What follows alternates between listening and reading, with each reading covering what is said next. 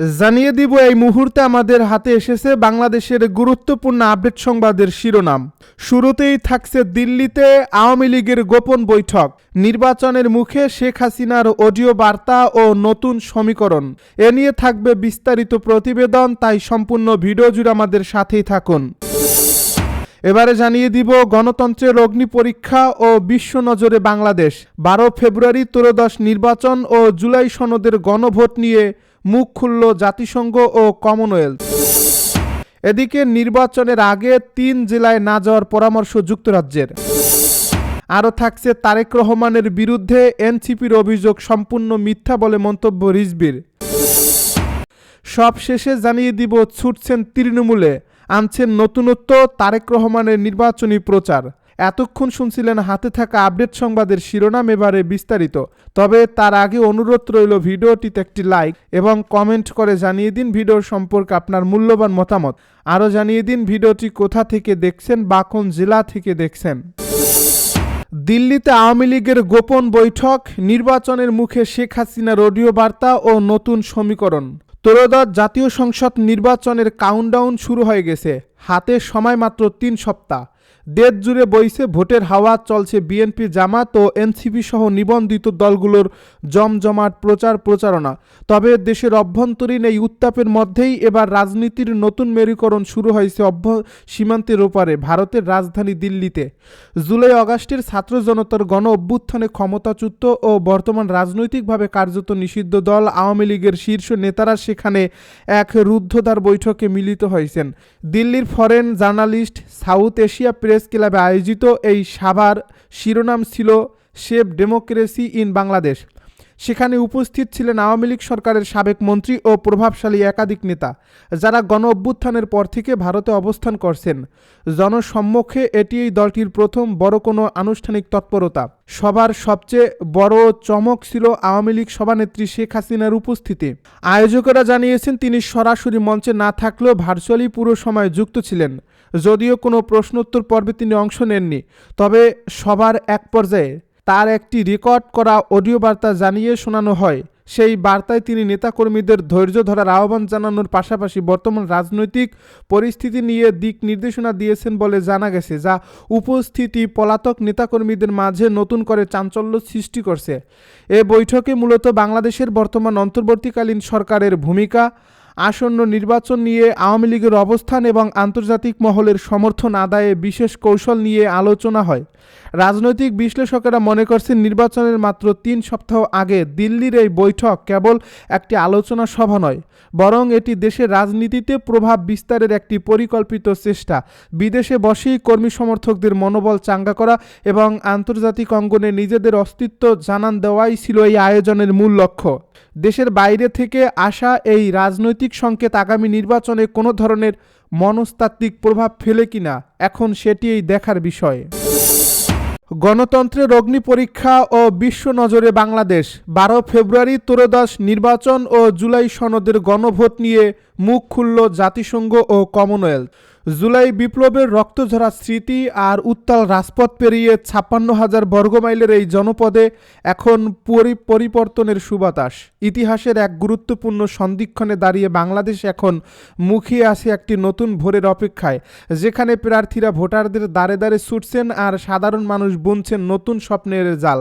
আগামী 12 ফেব্রুয়ারি অনুষ্ঠিত হতে যাওয়া ত্রয়োদশ জাতীয় সংসদ নির্বাচন এবং বহুল প্রতীক্ষিত জুলাই সনদের উপর গণভোটকে ঘিরে শুধু দেশীয় রাজনীতি নয়, বরং বিশ্বজুড়ে তৈরি হয়েছে ব্যাপক কৌতূহল। অন্তর্বর্তী সরকারের অধীনে এই নির্বাচনকে গণতন্ত্র পুনরুদ্ধারের এক বড় চ্যালেঞ্জ হিসেবে দেখছে জাতিসংঘ। সংস্থাটির নিয়মিত ব্রিফিংয়ে মহাসচিবের উপমুখপাত্র ফারহান হক অত্যন্ত স্পষ্ট ভাষায় জানিয়েছেন, বিশ্ব সংস্থাটি বাংলাদেশে একটি অবাধ, সুষ্ঠু ও গ্রহণযোগ্য নির্বাচনের প্রত্যাশা করে। বিশেষ করে একটি ভীতিহীন রাজনৈতিক পরিবেশ তৈরির উপর গুরুত্ব দিয়েছে জাতিসংঘ, যেখানে ভিন্ন মতাবলম্বীরা সমান সুযোগ পাবেন এবং সাধারণ নাগরিকেরা নির্ভয়ে তাদের মত প্রকাশ করতে পারবেন। আন্তর্জাতিক এই চাপের মুখে এরই মধ্যে কমনওয়েলথ ঘানার সাবেক প্রেসিডেন্ট নানা আকুফো আদোর নেতৃত্বে 14 সদস্যের একটি উচ্চ পর্যায়ের পর্যবেক্ষক দল পাঠিয়েছে, যারা পুরো নির্বাচন প্রক্রিয়ার স্বচ্ছতা ও অন্তর্ভুক্তিমূলক দিকগুলো নিবিড়ভাবে পর্যবেক্ষণ করবে। এবারের নির্বাচনে প্রবাসীদের ভোটাধিকার প্রয়োগের বিষয়টিও যোগ করছে এক নতুন মাত্রা। অভ্যন্তরীণ প্রস্তুতি আর আন্তর্জাতিক সম্প্রদায়ের তীক্ষ্ণ নজরদারির মধ্যে 12 ফেব্রুয়ারির এই ভোট কেবল সরকার গঠনের লড়াই নয়, বরং বিশ্বমঞ্চে বাংলাদেশের গণতান্ত্রিক মর্যাদা প্রমাণের এক অগ্নিপরীক্ষা। নির্বাচনের আগে 3টি জেলায় না যাওয়ার পরামর্শ যুক্তরাজ্যের। বাংলাদেশের 3 জেলা ভ্রমণ না করার জন্য পরামর্শ দিয়েছে যুক্তরাজ্য। সাম্প্রতিক পরিস্থিতি ও জাতীয় নির্বাচনকে সামনে রেখে এর নির্দেশনা দেওয়া হয়েছে। বৃহস্পতিবার যুক্তরাজ্যের ফরেন, কমনওয়েলথ অ্যান্ড ডেভেলপমেন্ট অফিসে সংক্রান্ত নির্দেশনা জারি করছে। এতে বলা হয়েছে, আগামী 12 ফেব্রুয়ারির বাংলাদেশে জাতীয় নির্বাচন অনুষ্ঠিত হবে। এজন্য 22 জানুয়ারি থেকে নির্বাচনী প্রচারণা শুরু হয়েছে। এ সময় বেশ কিছু এলাকায় জরুরি প্রয়োজন ছাড়া ভ্রমণের বিরুদ্ধে পরামর্শ দিয়েছে এফসিডিও। এর নির্দেশনায় বলা হয়েছে, এ সময়ে পার্বত্য চট্টগ্রামে জরুরি প্রয়োজন ছাড়া ভ্রমণ না করতে বলা হয়েছে। এর কারণ হিসেবে বলা হয়েছে, এসব এলাকার প্রত্যন্ত অঞ্চলে সহিংসতা এবং অন্যান্য অপরাধমূলক কার্যকলাপের নিয়মিত খবর পাওয়া যায়। এই এলাকাটি নিম্নলিখিত জেলাগুলো নিয়ে গঠিত। এগুলো হলো রাঙামাটি, খাগড়াছড়ি এবং বান্দরবান। সন্ত্রাসবাদ, আইনশৃঙ্খলা পরিস্থিতির অবনতি এবং চলমান রাজনৈতিক অস্থিরতার প্রেক্ষাপটে যুক্তরাজ্যের foreign, Commonwealth and development office বাংলাদেশের সম্ভাব্য নিরাপত্তা ঝুঁকি নিয়ে সতর্কতা জারি করছে। এ সংস্থাটি জানিয়েছে, এই সময়ে সন্ত্রাসীরা হামলা চালানোর চেষ্টা করতে পারে। এসব হামলা নির্বিচারে ঘটতে পারে এবং বিদেশি নাগরিকদের যাতায়াতের স্থানও এর লক্ষ্য হতে পারে।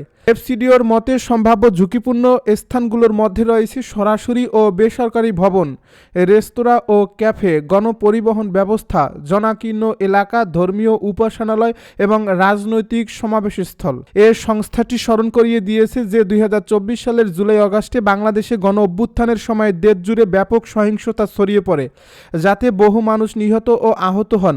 এফসিডিও জানায়, আগামী 2026 সালের 24 ফেব্রুয়ারি জাতীয় নির্বাচন অনুষ্ঠিত হওয়ার কথা থাকলেও দেশের সামগ্রিক পরিস্থিতি এখনও পুরোপুরি স্থিতিশীল নয়।